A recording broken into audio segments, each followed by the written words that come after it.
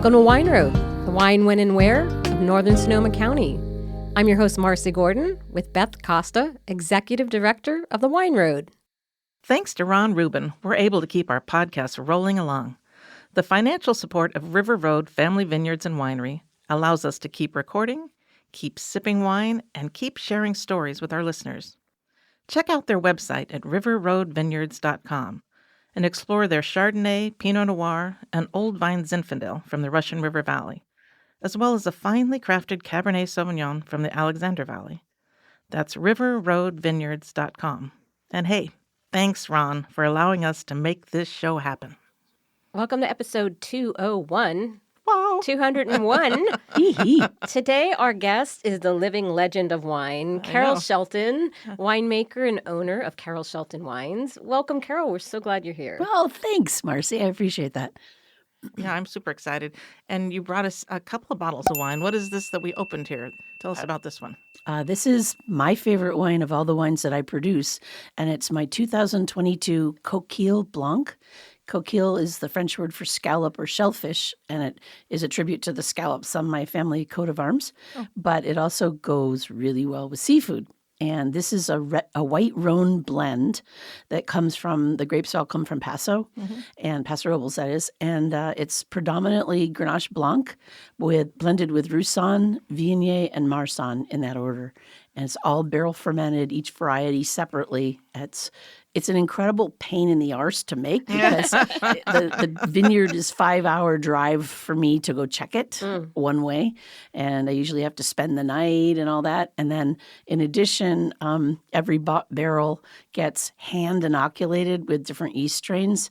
We don't just like inoculate a whole tank and then put it in barrels. We put it in barrels without yeast and then hand inoculate every damn barrel. And they're all neutral French oak barrels so that they don't give a huge amount of oak flavor. Yeah.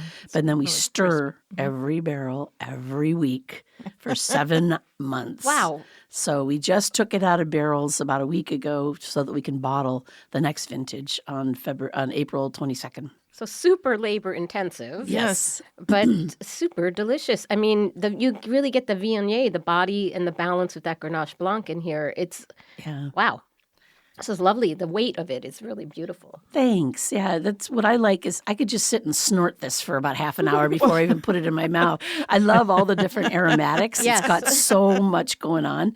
And the Grenache Blanc is kind of like the spiny backbone. It's kind of boring by itself. It's similar to a Pinot Grigio where it's just kind of acid and maybe green apple if you're lucky to get some fruit.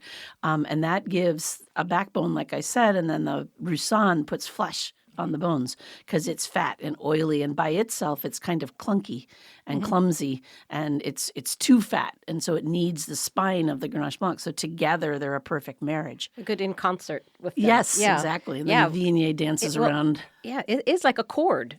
Yeah, when you taste it. Very much. I build it just like a chord. I do a little bit of music, and that's in the ear. No, don't pour it in your ear, Marcy. On the nose, on the palate, in the ear. No, it's a chorus of angels. There you go. This is delicious. What I love is the way you describe everything, because it's like you say what I'm kind of thinking, but I wouldn't say it that way. But then, like, well, if Carol said it, I guess it'd be okay to say it like that. Oh, sure. However, whatever comes to your mind. And I usually use food descriptors because food and wine are so closely paired. Exactly. So well, people can relate. That's delicious. So we didn't open this second bottle, but I know this is what, everybody sort of thinks of you. So tell us about this. This is the Wild Thing, Rendezvous Rosé. And the Wild Thing in general is a line of 4 wines. There's a Chardonnay, a pure Viognier, the Rosé, and the Zin. And they were originally named for the Zin as a wild yeast fermentation. And the rosé is made of Carignan from the same vineyard as the Zin. Okay. It's 96% this year with about 4% Zin and Petit, just a little pinch thrown in. And it's dark, so some people look at dark and think sweet. No. This is a dry rosé, but it is 2 days on the skins because too many people, in my humble opinion, lose most of the flavor when they throw away the skins. They give it, 2 hours at the most on the skins. I give 2.5 days on the skins. Yeah. And it's not astringent, but it's very soft. It's all free run, 50% of the juice. So it's still what we call saignée, which is bleeding, but it is 2 days, so it's a delayed saignée. So I noticed this is from Mendocino. You are just all over the state, aren't you? I am. Yeah, I put in a lot of miles. You do put in a lot of miles. Yeah, from Mendocino to Cucamonga and over to Auburn. And then I do a little bit in Oakley, which is down by Antioch and the East Bay. Contra Costa area. Yes. Exactly. What did I recently have that was from Contra Costa? Of mine? Yes, with Coquille Rouge. Oh, was it the Coquille Rouge? And the Barbera also. Barbera. Yep. Right. We make a wine called Barbera de Oakley, just like in Piedmont, they make Barbera de Asti and our Barbera de Alba. Oakley. Yeah, I love that. Yes. So we trademarked that. We did review that for the Wine Road varietal. So, yes, I was like, I love that little play on the term. That's so cute. Yeah. It's also a delicious wine. But who knew Oakley could grow great grapes? Oh, they've been doing it for a long time. Most of the vineyards there are well over 100 years old. Wow. So they're beautiful, old, and they're growing in sand on their own roots. So wow. It's really cool because when you grow on your own roots, you're self-regulating. Most vines in the world, the entire world, are grafted onto American rootstock, which I love the fact that European grapevines are on American feet. So there you go, guys. America supports the whole wine industry. They never seem to mention that. No, they never do. Instead, it's like, oh, damn Americans, they made us do this because they have this stupid phylloxera bug. Yeah, well, that's just like that. Just like that. Yeah, that's what I heard.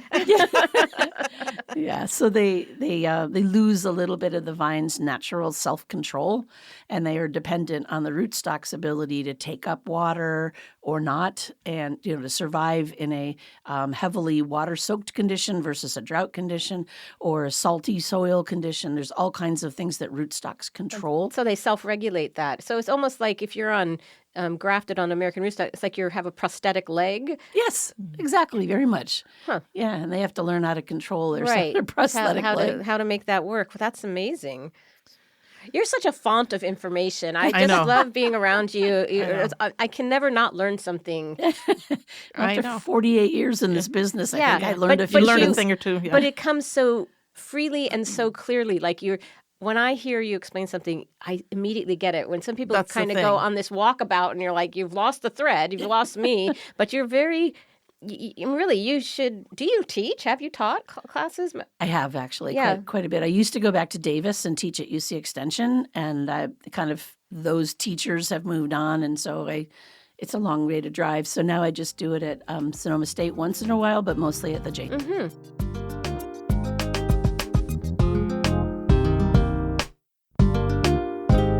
So what's happening right now at the winery? Do people need to make a reservation, or how many days of the week you're open? What's the scoop there for tasters? Okay, well, we're open every day from 11 to 4. And if you think you need to come in at 10:30 or you need to stay a little later, if you can give us a shout out, that would be helpful because my staff will go home and you won't find anybody there. But other than that, we do not need reservations. If you're a big group, it's kind of nice just because we have a very small tasting space. Right. And we've probably crammed as many as 35 people in there, but it's really tough. Yeah. So it'd be nice if we could kind of space you out a little bit. A little forewarning helps you be prepared. Right. But we get walk-ins all the time. And we're in a business park, so it's not like, we're on a regular route through the beautiful Dry Creek or Sonoma or Alexander Valley. We're in a concrete building with a roll-up door. The lovely coffee lane area. You seem to make it working. Yeah, it seems to do the trick. And right now, we still have our barrels down from barrel tasting weekend. Yeah? Uh-huh. And they'll be down, unfortunately, we're bottling that wine on May 22nd. So by the time this episode airs, we'll probably have pumped them out by then. But we're pretty close to it, and we're still selling futures off the barrels because we figured once we did all the trouble of, laying them all down, selecting a barrel, preparing all the paperwork, okay, we'll keep collecting futures. I think more and more wineries are doing that. I mean, one weekend is, everybody can't make it here, but if you extend it a few more weeks, that really works for everyone. Yeah. So we're talking about barrels and barrel tasting, and before we started recording, you started telling us about what sounds like a super cool event that you're going to in the next couple of days. And I thought, gosh, our listeners would love to hear about this, a barrel tasting sort of experience. Tell us about that. This is kind of like a day in the life of a winemaker because today I'm doing this podcast, and then I go back to the winery, make a couple of blending decisions for bottling in middle of April. And then I go over to Napa. Yeah, I'm going to go celebrate my good friend Kathy Corus, and her daughter is going to be talking to Women for Wine Sense. Nice. And then tomorrow, for Thursday, yeah, that is tomorrow, I'm going to a luncheon at Underwood in Grayton, and it's hosted by a cooperage called Bouchard, and their family owns wineries in Burgundy, and they sell barrels. He's like a broker for very well-made Burgundian, for the most part, barrels.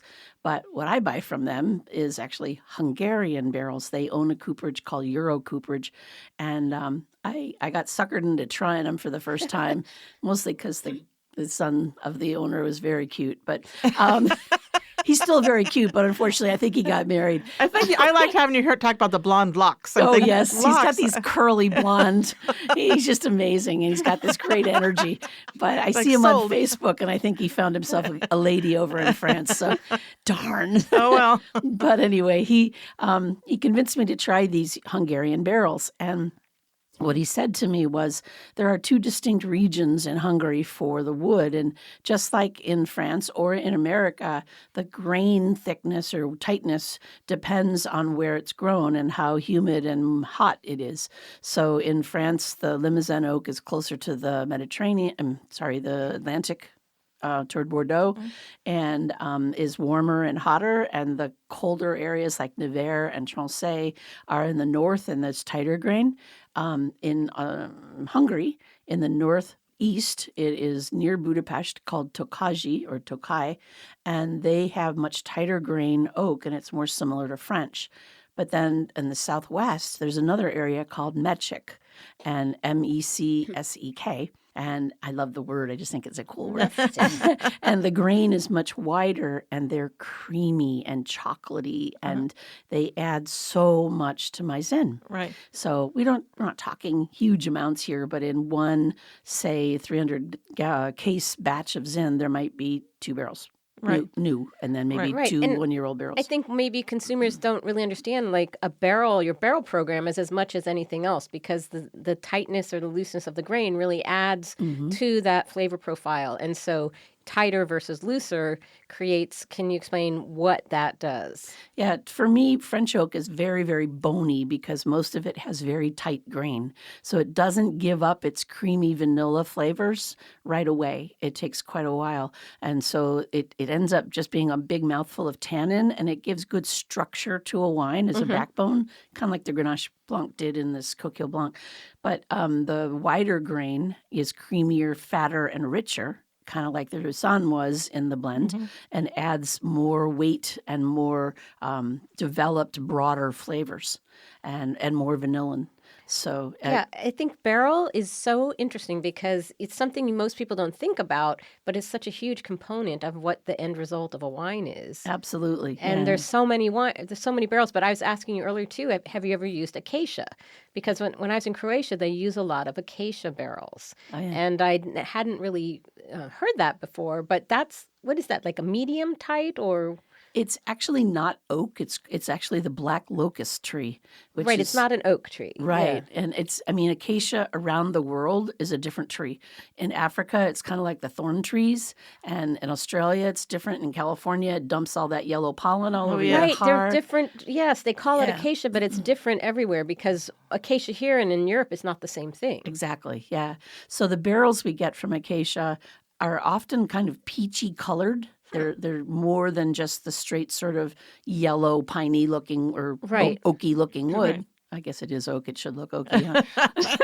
But the acacia barrels are more planks. Sort of, yeah, exactly. So acacia is more flesh toned kind of, and from a distance you can sometimes recognize them. But the reason to use it, and I only use it on more aromatic white varieties, is that it's very delicate and less impactful in its oak. Oh, So right. it doesn't clobber you with a Right. 2x4. Wow, it's fascinating. Yeah, but I don't want to use more than 10 or 15% of it. I had heard that Dry Creek Vineyard was using about 15% in their Sauv Blanc, and that was several years ago, but maybe they've modified their program since then. But it is very commonly used in Sauv Blanc, Semillon, and these varietals that I'm doing, the Rhone varietals. And it supports that sort of exotic floral peachy fruit where regular French oak would just sort of put it in a coffin. Overpower it, Yeah. Yeah. That, I mean, it is interesting. I think that people think a barrel's a barrel. it's just a container, yeah, but and it it's really is. just- It's like your palate as much as anything else. Yeah. What you choose. And then there's the toast levels and all the different things inside. So many things. And the way that it's seasoned and for how long the wood is seasoned outdoors.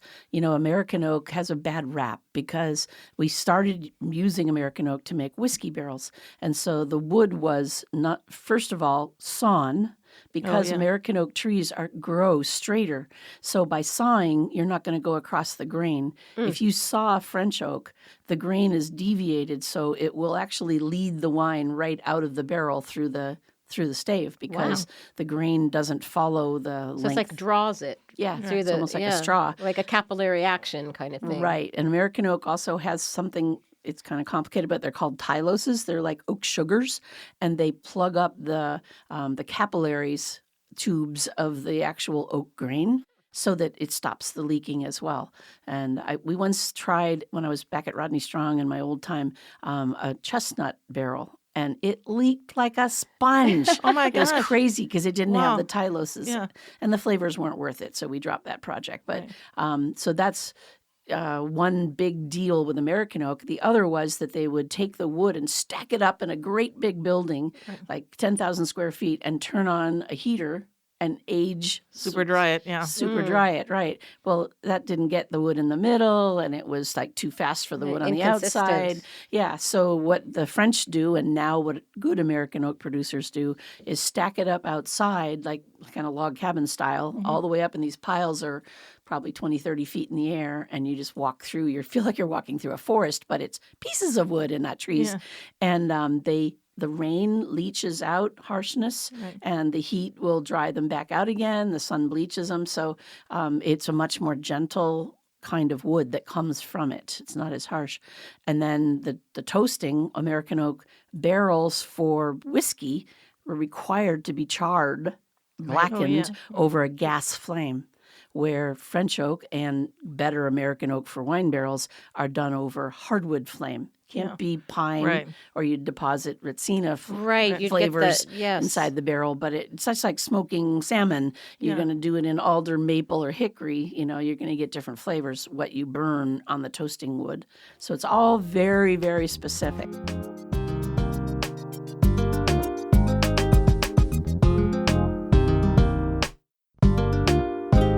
So what I do tomorrow, when I go to this luncheon, this tasting, I'm going to have tastes of wine that are made in not the same wine in a bunch of different barrels, but they'll show me one fancy Burgundian house. We know why you're going, Carol. Yeah, really. Come on. Yeah. We know. It's not about It's the all barrel. about the education. Oh, yeah. No, it's not just for chasing after the guy. Right. It's all about that high-end wine. Yeah, so we get to try Burgundy and Bordeaux that we never get to try elsewhere. And some fancy Spanish stuff sometimes is in there. And plus, Vincent Bouchard, who owns the cooperage, also owns a port house. Oh, wow. And I think it's some of the best port I've ever had in Portugal. We discovered it when we were in the Douro in Portugal, and it's called Quinta do Teto.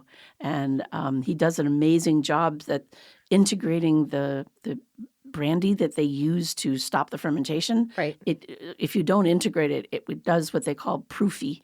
It tastes like high proof, like what the brandy tastes like that you added. And so it's very hot and very jarring and harsh. And this one isn't. It's just silky and blends right in. And it's hard to find. But he's a great guy. So he always has a little of that at the end of the meal. So And then a fabulous lunch cooked by you Underwood. need to follow Carol to have the best wine life. I know. It's a highly sought after invitation, so I'm I'm excited. sure, and it's right here in Grayton. Yeah. Yeah. Oh, great. I love it. Yeah. I'm heading there today to the art gallery. When we're done recording, there's a painting I saw that online that I thought, I got to go buy that. Oh, really? Yeah. Wow. One of Nancy Wood's paintings. Yeah, I can't wait. Oh, she's great. It's the bodega head, which I thought, I just love How that. lovely. Yeah, so I thought, I got to get there before somebody buys it. Nancy Wood used to work at Clos de Bois. Yeah, she's worked a lot of places. Yeah. Now she's paints and she does some consulting. And Wow. Yeah. Oh, that's awesome. she's my summer river buddy. She comes up when we hang out on the river. Beth Costa, podcaster and art lover. Yeah. Patron of the arts. Yeah. Also, I just like to hang out the river. People always ask me what I'm going to do when I stop being a winemaker, Right. which my husband thinks I'll die on my traces, but Nice. I'm determined I'm going to get back to painting. So Oh, yeah. I used to do a lot of painting before I started my own winery, and it's been 25 years now.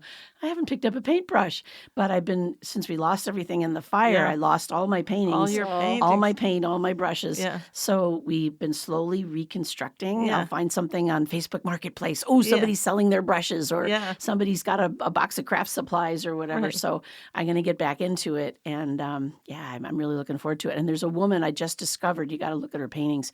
Her name is Erin Hansen, and she's mostly based in Willamette. But she paints some vineyard stuff mostly in Paso, and but she does. Yeah, unfortunately she doesn't come to Sonoma County that often, but she does a few every now and then from Sonoma or Napa. And then she does things of Bryce and Zion. She does just amazing, and it's called Open Impressionism. And she slathers paint on like with a palette knife. Oh, yeah. So she'll sell prints that are 3D textured. Wow. Oh, my gosh. So that you can actually feel the lump of the paint on there after they dry. But So is your is landscape that you enjoy doing, or what is your painting? I hadn't actually done them yet. And my 400 years ago cousin, we figured Shelton family came to America and 400 years ago, and she's a Shelton, so we must be related somewhere. But she's a landscape painter, and she does plein air. And she also did the mural in our tasting room that's got a beautiful mural, which came from our original label. And so she painted that. But anyway, she's going to take me out and do plein air. Nice. I'm really excited. But I've usually only used acrylics. And because I did more folk art and flowers and stuff like that. Right. And acrylic dries fast. It's easy to work with. Exactly. And so she's done a little bit of oils, but she usually uses pastels. So there's a whole nother couple of media that I've never tried. And with oils, there's a lot of cleanup to learn how to do. Yes. And you can't really travel with a lot of wet canvases. You got to be very careful with the one that you work on, and that it doesn't get smeared or whatever. Although maybe smearing it would make it look better. A whole new style, Plein air is like the perfect. You're out in nature. You're being creative. It's just I love it. I love seeing people doing it too. Yeah, I do too. Exactly. It's very meditative. Draws people to them. Our beautiful rock pile vineyard that we get fruit from, there's always somebody with an easel up there painting the view out over Lake Sonoma and the fog, and it's gorgeous. Yeah. Yeah, you get to see a lot of beautiful places at the crack of dawn. I'm sure foggy mornings in the vineyards and all that. Oh, yeah. When we're picking, it's amazing because usually I try to time it so we pick on the full moon. Oh, yeah. And the full moon is rising and the Lake Sonoma is covered with a bed of fog. So it makes everything almost look like it's snow underneath it. And then the vineyard is not in fog. And it's usually the sun slowly breaks through as this big orange ball up in the sky. It's awesome. Yeah. I usually something to paint. Yeah. A reason to get up. Yeah.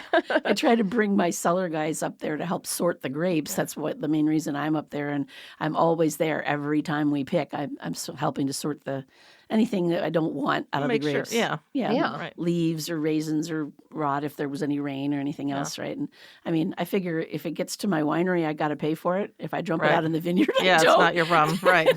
Yeah, really, that's an important process. Yeah. It's very important. Yeah. So my cellar guys all like, oh God, we got to be up when? But we meet at the vineyard. Well, we meet at the winery, and then we drive up all together, and we get there about 5:45, and the sun hasn't quite risen yet. Right. And they're speechless. They're like, it's so beautiful. Yeah. That's lovely. That's the thing.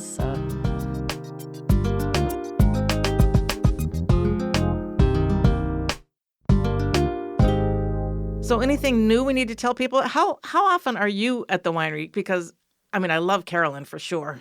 But people would certainly love to meet you if they were to show up into Santa Rosa and do tasting. Are you there very much in the tasting room? I'm not doing the tasting room, but I breeze through. But you're there, yeah. And if somebody specifically wants to meet me, then they just tell Carolyn, and she struggles up the stairs and gets me out of my office, and I grumble and groan, and then I come down and have a great time talking to people. Well, it's just and then 2 hours later, like, oh yeah, I was doing something else. That's right. That's too funny. We have a new young gal on the weekends named Abby who's doing a fantastic job as well. Okay, so I'm going to have some more of this wine. If somebody will pour me some more, because I'm getting low and I What's the secret word, Beth? Please. You have to say coquille. Coquille. Yeah, That's people great. see the word spelled. It's Coquille, and properly in French it should be pronounced coquille. Coquille. Yeah, but you don't say the L's. And so like my national sales manager guy that goes and sells to restaurants and stuff, he insists on calling it coquille. And I'm like, do you know what coquille is in Spanish? It's a tree frog. This is not frog wine. So I said, Americans are going to see 2 L's and an E, and they're going to say 2 L's and an E. Yeah. Yes. So we just bastardized the French. Yeah. Hell, they don't care. And then some lovely French person had to point out to me that if you're really saying a white shell, it should be blanche, la coquille blanche. But I'm talking about the wine, and it's male, so it's a blanc. I was having this conversation about gendered nouns. If we're doing away with pronouns for people, why do we have to know the gender of all these nouns in French or Italian or Spanish? It's like I'm doing away with the pronouns because it's lay, lo, li, and they're completely different in different languages. And recently I was trying to speak French, and I kept using the Italian articles, and I'm like, I don't want to misgender this noun, but in the same time, why do we have masculine, feminine, gendered nouns? It's crazy. It's like, I'm going to go on this whole stump to get rid of them. Marcy's going to take over the language of the world. I like that idea. But it's so funny because we don't have that in English. No. But it's so funny how most languages have, and it's like, you said it wrong, It's like, I just want to drop it all together. I just figure they should be lucky I tried. Yes, exactly. Well, that's always my thought. With that, I feel that about pretty much everything I do in life. Just be lucky that I tried. But you do it so well, Beth. Yeah, right. I just boldly go where I shouldn't most times. So Carol, I spy something Tupperware over by you, and I think it goes well with our Coquille Blanc. It does. And let's talk about that. Yeah. Is this for Easter? Yeah. And so we had this lovely asparagus tart, which actually to me reminds me more of pizza. But you take, it said this is your 5. Our fast 5. Our live. fast 5. If you pass me the thing, I'll have a bite. Live. I'm going to tear a piece off. And Carol's going to tell us the recipe Carol for this. actually brought this. Yeah, I had one piece left, so I thought I'd share it with the ladies here. Thank you. Oh, my God. Yeah. Smells delicious. Thanks. Oh, my gosh. So, yeah, the Fast 5 in person. So this, you just take crescent roll dough. You could use puff pastry if you want to be fancy. Oh, my God, this is so good. So you lay out the crescent roll dough and you stab it all over with a fork called docking. I love doing that. Yeah. Take out your aggressions. I love stabbing that. Oh, my gosh. Oh, my God, this is and you really you good. put it on parchment paper so that it doesn't stick to the pan. And then you spread it like paintbrush or just use the back of a spoon and spread Dijon mustard all over it. And then you freshly grate some gruyère cheese. And you could substitute like asiago or fontina, but some really tangy cheese. This was seriously good. Somebody else told me you could also maybe try some feta or some goat cheese.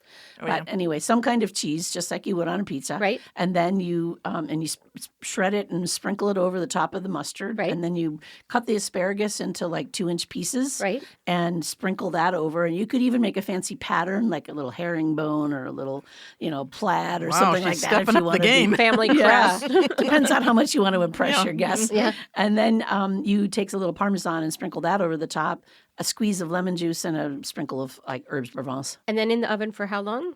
It's a 400-degree oven for about 15 to 20 minutes until the crust is brown. Okay, so what I really get is the distinct flavor profiles of all those ingredients. Each thing. I agree. really get the mustard. Yeah. And then it kind of really blends, and you get the parmesan and the gruyere, and then you get the asparagus. It's quite astounding. I love this. That was a tasty bite, and then it does pair perfectly with this wine. There's more. I'm going to have more. I mean, why not? I guess I should save a piece for Richard. Oh, Yeah. there's enough.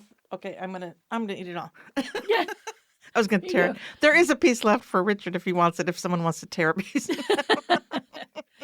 There you go. Feeding frenzy in the studio. Oh, my God, that was so good. And, it's hard to pair asparagus. Yeah. But this is great. And with this wine, it really enhances all those flavors in this. Thanks. It's layered like the tart is layered. Yeah, so. it's no accident that you made this to go with this wine. Not at all.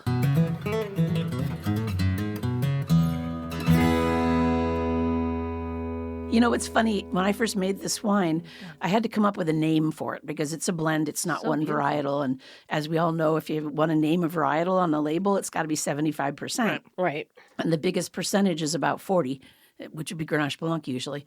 So when I first made it, the very first year was 2008. And my dad was in a senior assisted living place, and they had a great chef. And so I brought a bottle of this. He loved white wine, and it was unlabeled, and just plunked it down on the table and said, Dad, I got something new for you to try. And he was smacking his lips, and he loved it up. And he said, what are you going to call it? I said, damned if I know. So there was a thing on the menu, and there was a thing on the menu that they were serving for Easter dinner, or Easter lunch, brunch, whatever. And it was and the recipe's on my website, it's a lemongrass soup with rock shrimp. And they had a very good chef. So you just take chunks of lemongrass, you boil it down in chicken broth with onions and ginger. And then you just boil that down like you're making a tea. You're basically making an infusion. Mm-hmm. And then you put it through a strainer so you have cloudy-ish broth with no chunks in it. Right. And then you can choose if you want to or not add coconut milk. Oh. And then you just take this scalding hot soup and you put raw rock shrimp in the bottom of your little soup bowl. Oh, my gosh. And you pour it over the top. Wow. It is so divine. That sounds amazing, and too. I was just moaning over the recipe, so my brother strong-armed the chef and got the recipe. So we put it in the website. But when we did that, we said, shellfish. Yeah, this wine is made for shellfish. And my dad said, we are the Sheltons. Ha ha. So we decided to go. And the first dish that my mom taught me to cook, she was a great self-taught gourmet cook, was Coquille Saint-Jacques. And I do pronounce it the French way because that is scallops in a cream sauce. And she actually had these giant scallop shells that she would serve it in. Oh, wow. Yeah. She loved doing fancy stuff. So it was a tribute kind of to my mom, to the Shelton family name, to the shell-laden soils of Paso Robles. Exactly. They have a lot of shell material from ancient oceans. And the fact that it goes well with seafood. Oh my well, also, this is an object lesson of food and wine pairing. Why do we pair? Each enhances the other. Yeah. After you took a bite of that, the wine really kind of changed a bit. Yeah. And then likewise, it just enriches the whole experience. And it's hard to convey that to people. It's like a little magic moment when they really pair nicely. Mm-hmm. Yeah. Yeah, this particular wine is cool because the crispness of the Grenache Blanc makes it go well with creamy cheeses or a cream sauce on scallops or whatever. But the Roussanne gives it the real round, oily flavors, so it can cut through the sharp, lemony sauce. It'll help complement that. So you've got both AC/DC. Right. It'll go with cream sauce. It'll go with a sharp lemon sauce. Highly recommend you follow the recipe, get a bottle of the Carol Shelton Coquille Blanc, and you will be astounded. You have to try it. And then write to Beth and tell her how much you liked it.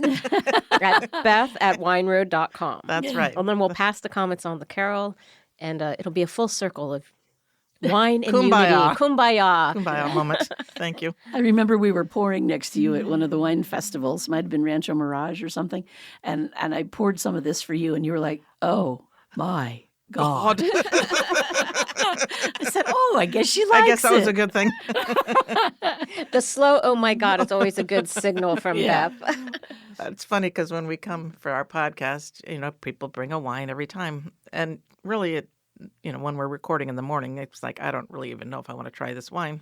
But I do love it when I'm pleasantly surprised. Like, oh my gosh, amazing. I knew I had to bring you a white anyway. I think the rosé would go good with this too, of course. Yeah. Would you like to try it? Well, I don't want to open another wine right now, but I think it's, yes. But Beth, you certainly can. Beth is giving me the eyeball. She goes, go ahead, open it. Yeah. Here we go. Never say never is Beth's motto. Yeah. Or always open it. With salesmen, always be closing. Beth is always be opening. So here is some lovely 2023 thank you. Rendezvous Rosé from the Wild Thing label.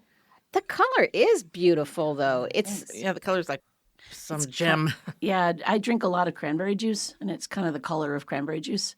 It looks darker in the bottle. Yeah, well, there's more of it and the density of it. But what I love is when you're out on the patio, like one time we were in Hawaii and we had one of those lanai, decks that overlooks outside, and it was sitting there and the sun was setting and the sun glinting through this bottle is just like jaw-dropping. It's a magical moment. My little heart goes pitter-pat. We did well on designing this package. You also gave us years ago a great recipe for poke.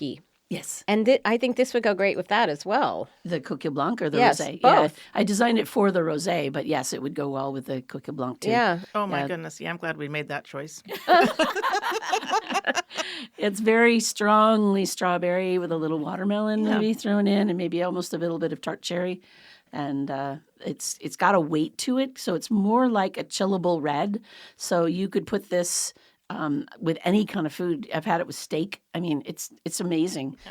I wouldn't put it with roast yak or like even roast beef, maybe, but anything else.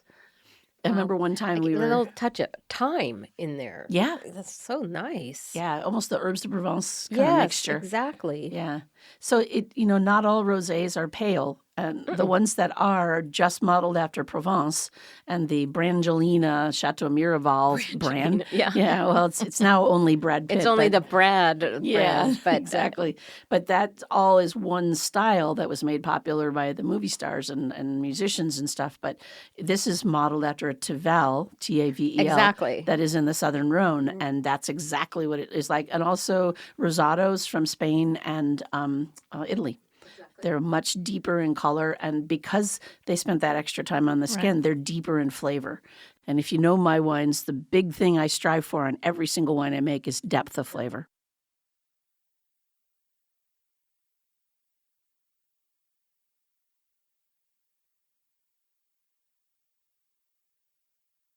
Okay, I think we need to get ourselves wrapping up. All right, so Carol, all the deets on the URLs, just people can find out on the website. What's the best way to reach you?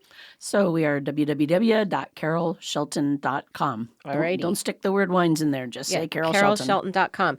And we will put a link to the recipe will be on the website. Okay. We have a great recipe Carol printed out. We'll put down both these wines, and we thank you so much for being here. You're welcome. A pleasure. I always learn something. I know. I always love it. I don't do the scheduling anymore, Liana, in the office schedules, and I'm like, oh, we have Carol. I'm so excited. It's always a mystery to me who's going to show up. Like, that is awesome. I have loved working with you for so many years. You always just come through for us. I mean, you always are there when I call. If I need something, I'm like, Carol will help. And you are amazing. And going to your winery is always fun and super educational. I just learn something every time. It's great. I say love cheers you to the moon to and Carol. back. Thank you so much for being cheers here. Cheers to Carol is right. Yeah. Thanks, you guys. Thank you. I don't know what we do without the Wine Road because the events seriously are one of our biggest sources of getting people to come to the winery. Of course, a big source of revenue, but also just your support out in the big world of festivals and everything else, and all of the PR that you drum up for us. It's amazing. A lot of work, and I know cheers to Beth and to Carol. Yeah. There you go. Back at you, girlfriend. Yeah, this was great. All righty. Super fun. So we'll see you on the Wine Road. Okay. Thank you. Thanks.